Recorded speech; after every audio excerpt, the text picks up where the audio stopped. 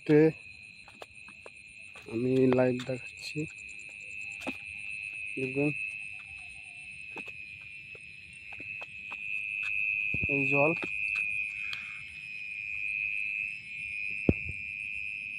দেখতে পাচ্ছেন। এই জল একটু বাড়েনি এখন পর্যন্ত। এই জল বিশেষ করে বুঝতে পারছেন জল এরকমই আছে, আরও একটু জল কমা কমা লাগছে ভাব। সরাসরি দেখছেন নদীর ঘাট এটা।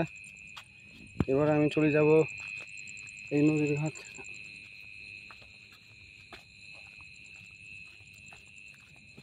এটা ফারাক্কা,